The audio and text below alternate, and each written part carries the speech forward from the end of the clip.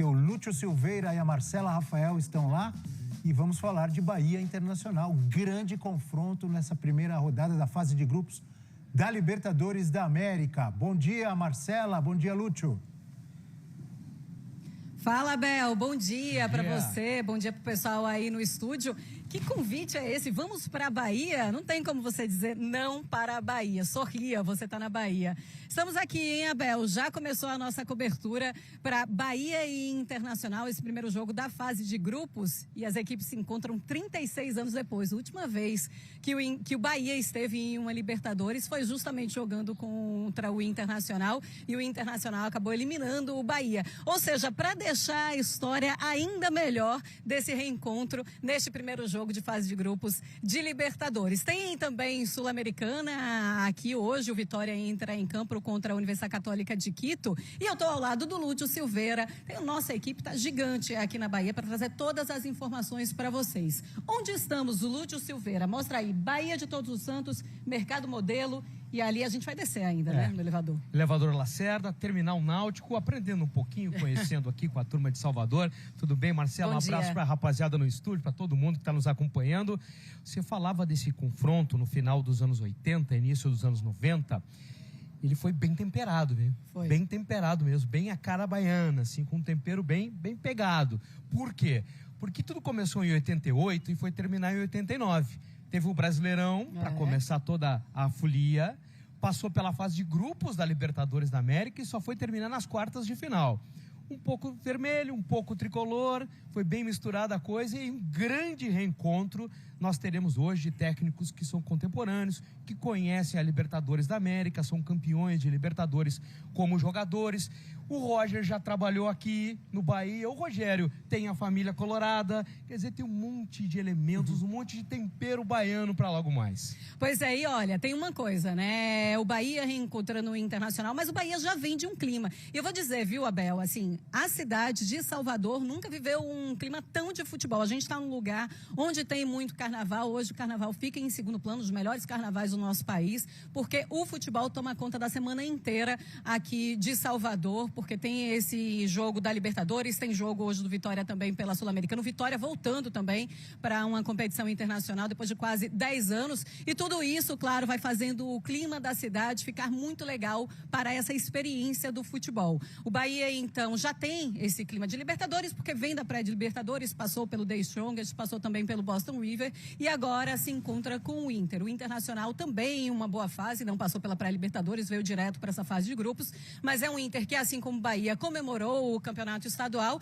e os dois tiveram boas estreias em campeonato brasileiro. O Internacional um empate com o Flamengo, mas jogando muito bem, assim como o Bahia um empate com o Corinthians, mas também jogando muito bem na Arena Fonte Nova. Agora tem esse encontro e apesar de ser um clima completamente diferente de estadual e também de campeonato brasileiro, essa estreia traz a história dessa temporada já, certo, Lúcio? Evidente, traz inclusive da temporada passada, porque são dois trabalhos que já vêm do ano anterior. O Rogério um pouco mais, é claro, mas se aproveitam muito dessa herança positiva de um lado e de outro.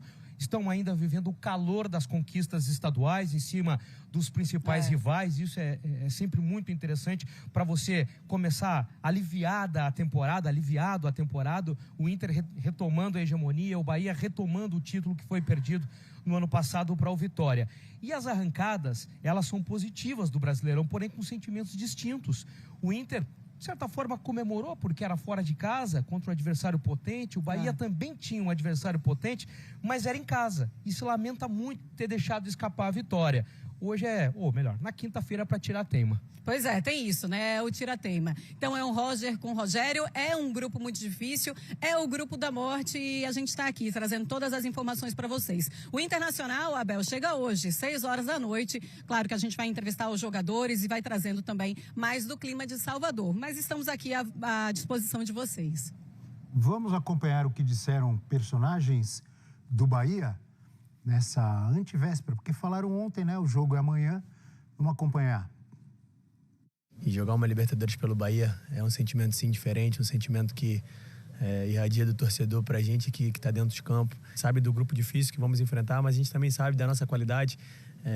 Vai ser difícil também para o adversário jogar aqui na Fonte Nova. E jogo após jogo, fase após fase, para conquistar, se Deus abençoar, assim, um título. Talvez a gente tem que sonhar, acreditar, fazer a nossa parte nessa fase de grupo, classificar, para depois ir pensando nas fases próximas. Eugênio Leal, um grande jogo, hein? E dá uma olhada aqui, Eugênio, ó, transmissão ESPN Disney Plus, amanhã, 7 da noite, confronto maravilhoso do campeão gaúcho contra o campeão baiano. É isso, né? 2 times que chegam aí para um duelo, o primeiro duelo brasileiro nessa Libertadores, né? E com uma expectativa gigantesca. Acho que o Inter... Eu fico querendo saber qual vai ser a postura do Inter, se vai ser semelhante àquela que ele apresentou no sábado contra o Flamengo, que não é comum. O time não costuma jogar com linha de 5, né?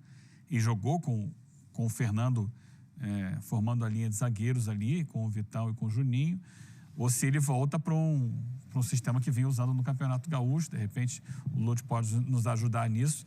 Se ele vai jogar no erro, como ele jogou no erro, contra o Flamengo, porque o Flamengo e o Bahia a gente pode aproximar em termos de características, né? São times que gostam de ter a bola, de trabalhar a bola. Acho que o Flamengo é um pouco mais vertical do que o Bahia, mas o Bahia gosta de ser dominante no jogo. O Inter também é um time que gosta de ser dominante, mas contra o Flamengo ele teve uma postura mais de apostar no erro do adversário.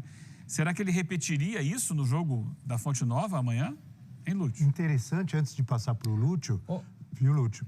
Interessante o Eugênio lembrar disso. Em relação ao Roger, de não ficar preso ao mesmo sistema, ao mesmo esquema, de mudar conforme o adversário, conforme o jogo. Isso é o futebol dos dias de hoje, aliás, o futebol de sempre, na minha visão, né? Você pensar de acordo com o adversário e com o jogo, não é, Lúcio? Na verdade, tem só uma coisinha que eu quero falar.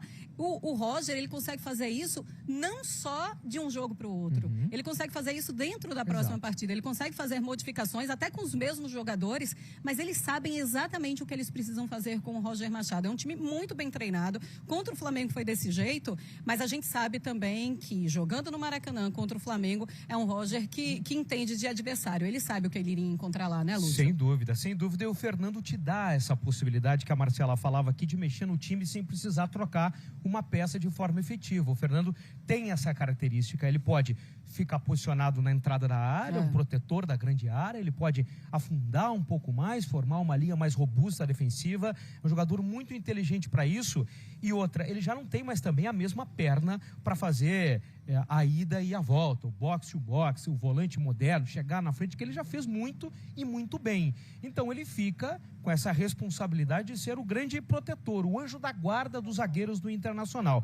Até porque é uma zaga também que teve modificações, tá? Teve jogador lesionado, tem jogador entrando agora, o Juninho fez a sua estreia só no final de semana, então precisa de um pouco mais disso, e o Fernando exatamente dá esta proteção, para liberar o Bernabé pela esquerda, né, para que o Aguirre de repente possa estar um pouco mais seguro também, ele que é o único jogador que esteve em campo em todas as partidas da temporada, o Aguirre pela direita, mas ele precisa dessa proteção, desse auxílio do Fernando, que é fundamental nesse esquema. E tem uma coisa também, né? Primeiro jogo de Libertadores, fica uma atenção muito maior. O Fernando tem muita experiência, então ele também consegue dominar toda aquela parte da defesa do campo do Internacional. E vimos também o Caio Alexandre falando sobre a importância de uma Libertadores para o Bahia. Como é chegar nessa fase de grupos, tudo que eles estão esperando, e o torcedor também está esperando desse Bahia.